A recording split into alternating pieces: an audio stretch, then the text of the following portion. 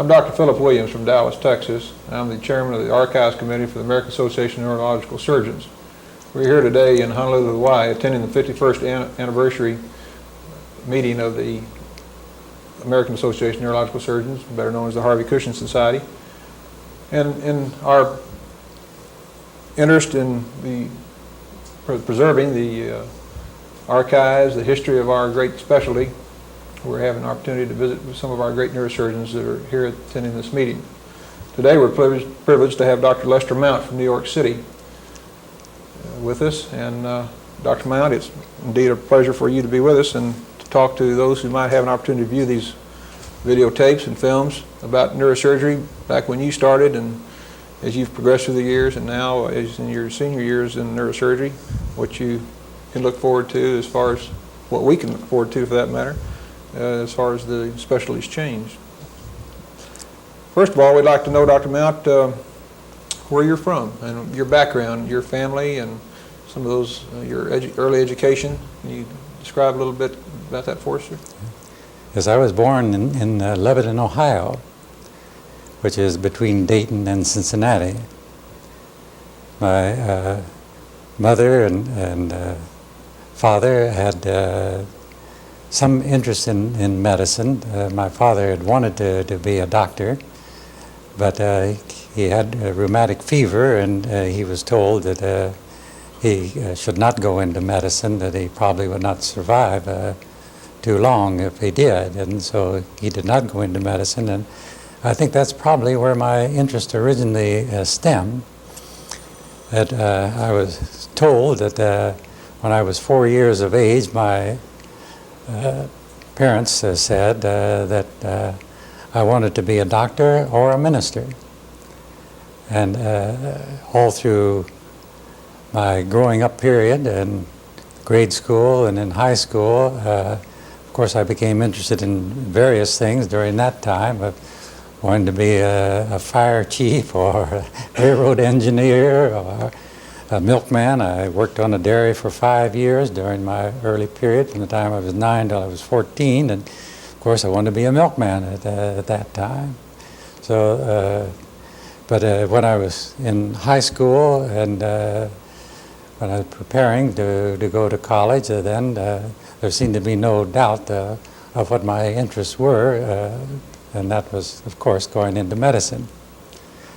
I went to the University of Cincinnati, where I obtained my Bachelor of Science degree, and then Bachelor of Medicine degree, and then the medical degree. We did not get our medical degree until we had finished our internship. And then following this, I went to the Henry Ford Hospital in Detroit, where I spent 4 years.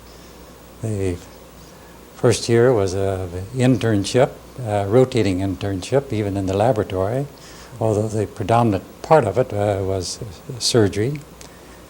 And then the second year in diagnostic clinic, and then OB, GYN, orthopedics, diagnostic clinic. Then my interests were in general surgery, and I had a general surgical appointment. But Dr.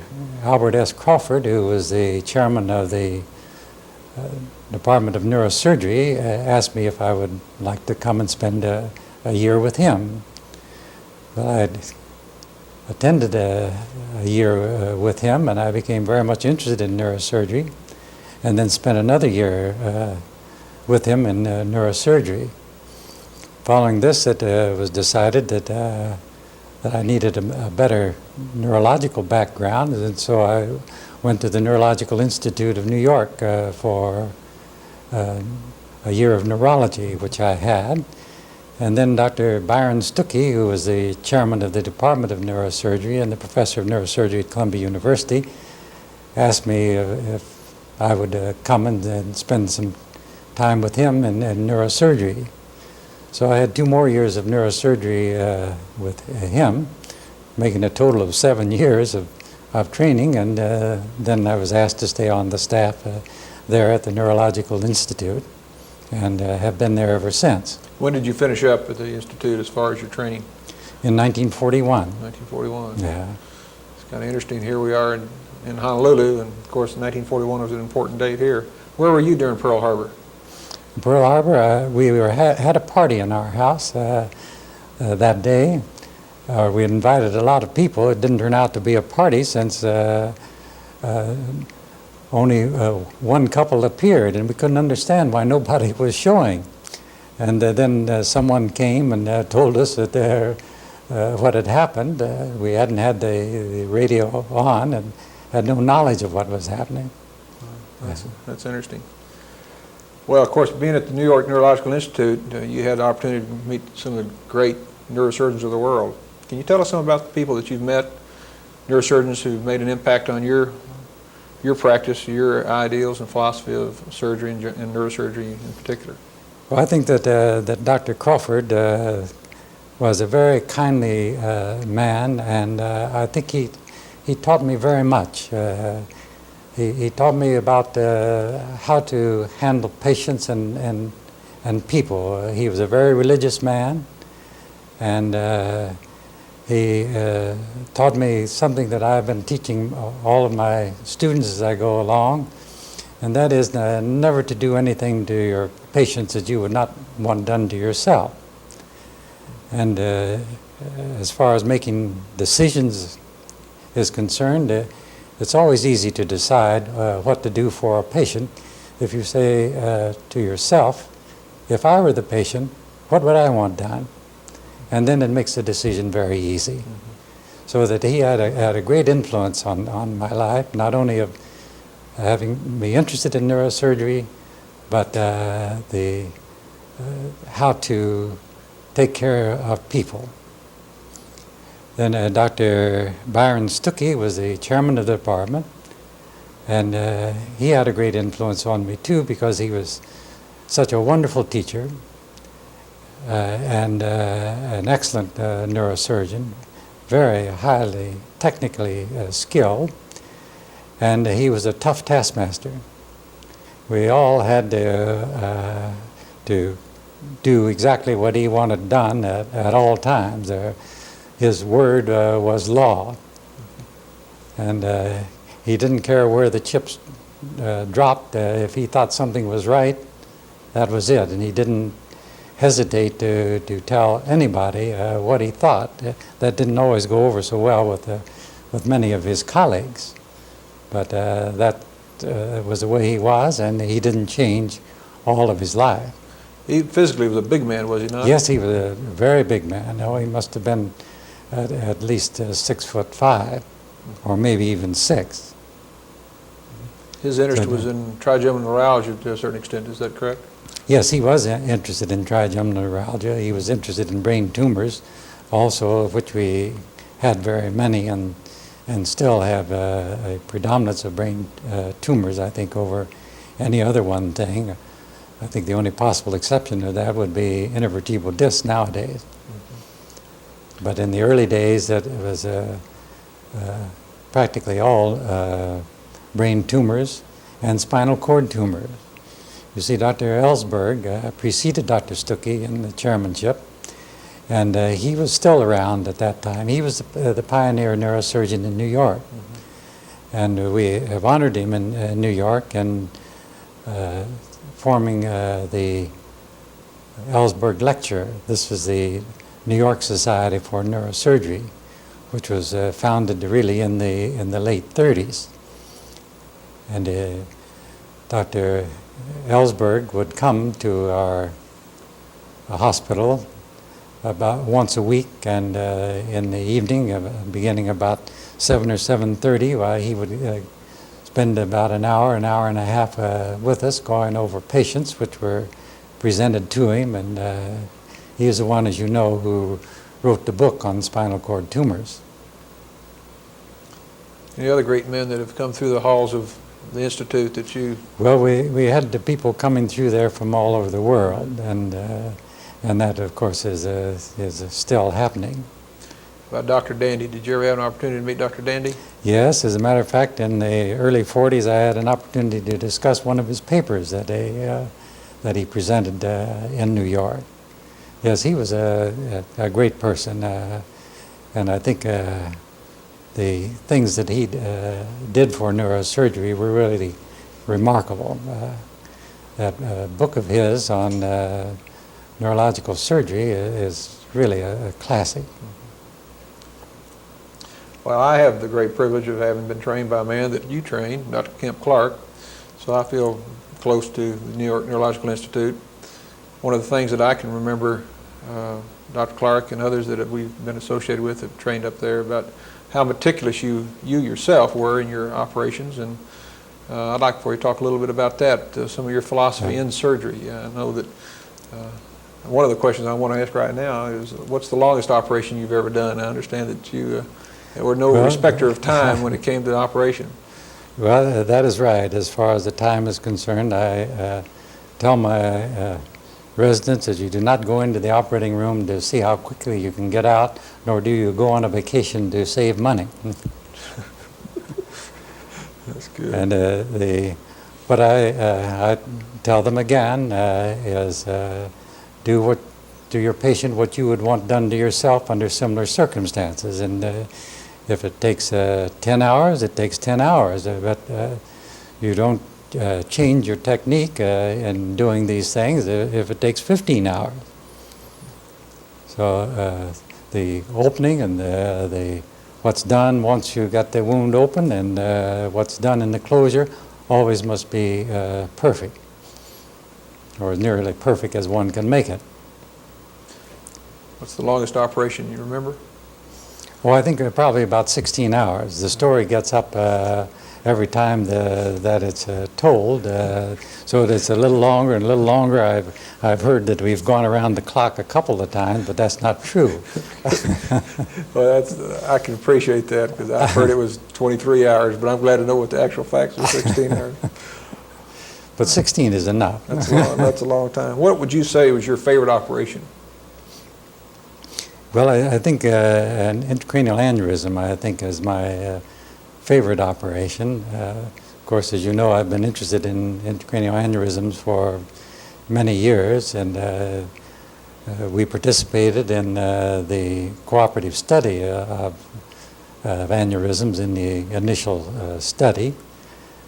And I think there was so much that needed to be done in improving the treatment of aneurysms in the beginning, because they were not recognized, I think, in the first place, and then in the second place, we really didn't know how to treat them in the beginning.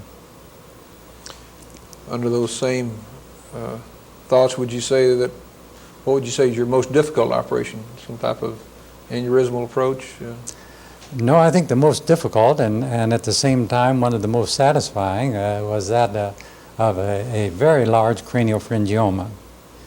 This was one in a man in his 50s who had the usual kind of symptomatology, who had a huge tumor that went up into the anterior fossa. It displaced the third ventricle and both lateral ventricles upward and also backward with the third ventricle. It went down into the posterior fossa, actually down below the 7th and 8th cranial nerves. And we worked on this a long time, and eventually we were able to separate it from all the surrounding tissues, from the frontal lobe, from the internal carotid arteries, from the middle cerebral arteries, from the anterior cerebral arteries, from the anterior communicating arteries, the posterior communicating arteries, the basilar artery, superior cerebellars, and then we went on down, and the only part that I thought that we had possibly left a little bit was a tiny little tag that was attached to the anterior inferior cerebellar artery. And that we worked on for about a half an hour, and I finally decided that we were going to take the wall of the artery away if we did any more, so we closed. And about 1 year ago, which is about 9 years after his operation, he came back to me, and I ordered a CAT scan. We could see no evidence of tumor being present. That's fantastic. How many residents did you go through on that case? Well, I think about the 3 sets. I can imagine. Is there an operation that you might think about that you wish you had never done or that should not be done? Well, I wouldn't say one, but would say that any operation that I performed that the patient didn't get well was a bad time for me, because people would ask me how I feel, and I say, well, I feel as well as my patients. And if they're doing well, I'm doing well. How in the past have you handled a situation where a patient has not done well, or it was a terminal illness like a glioblastoma and has died, yet you've done all the effort, all you could do? How do you handle that? That's one of the things people ask about neurosurgeons. Say, well, you deal with a lot of unhappiness, a lot of sad situations, but mentally, how do you handle situations such as that? Well, I again try to put myself in the place of the patient and the family, and try to react in this manner. I try to first to have them well informed in the first place about what can be expected, and then I sympathize with them to the best of my ability, and encourage them, and at the same time keep them fully informed about what is happening. We're here in 1982, April of 1982, and so much has happened in the last 10 years. The CAT scan has just revolutionized neurology and neurosurgery, the microscope, and we're hearing about the laser now. What do you think is going to be around in 1992, in the year 2000? What do you anticipate as far as neurosurgery and some of the things that will be done at that time? Well, I think we're going to have even more improvements as time goes on. I think we're going to be able to do things in the future that we feel cannot be done at the present time. We certainly are doing many things now that were thought to be impossible not a great number of years ago, even 10 years, as you have said. I think there will be a great deal more improvement in the demonstration of the structures of the brain, whether it's going to be by further refinements in the CAT scan or any of the other methods that are coming in at the present time. But I think they will be eventually so much improved that we are going to be able to pretty well tell what the pathology is going to be without actually having to do the operation in order to find exactly what is the pathology. And then we will be able to decide at that time whether the operation should be done or whether it shouldn't be done before we do any incision whatsoever. What cautions or advice would you give to the younger neurosurgeon or to the resident currently in training and those to come along? Any particular, other than what you've already alluded to, any other thoughts that you might have that would be of benefit to them as they prepare for themselves for practice and neurosurgery? Yes, well, I would tell them to follow the golden rule, and you will never be wrong. That, I think, is the most important thing. If you had to do it over again, what would you do? Well, I think I would do pretty much the same as I have done.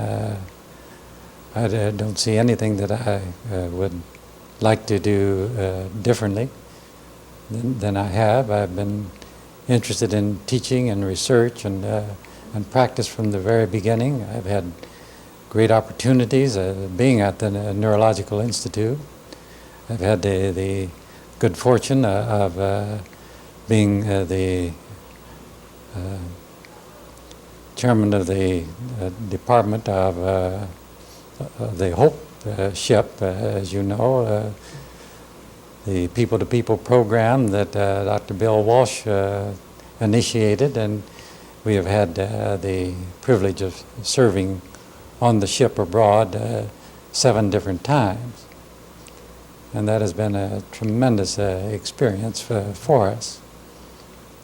That's a wonderful way to use your time and talents. When I say for us, I mean my wife, who has been with me through all of these things, all throughout medical school, and we were married right the day after I graduated from medical school, and she went through all of this residency period with me and has been behind me all the way. Guess we should have had her here today too to interview her. Well, it's been a privilege, Dr. Mount, for you to spend some time with us, and I know those who will have the pleasure of viewing this tape in the years to come will be grateful that they've had a chance to visit with one of the finest neurosurgeons in the United States, and I personally think one of the kindest men I've had the privilege of knowing in my short time in neurosurgery. Thank you, Dr. Mount. Thank you. Okay, gentlemen.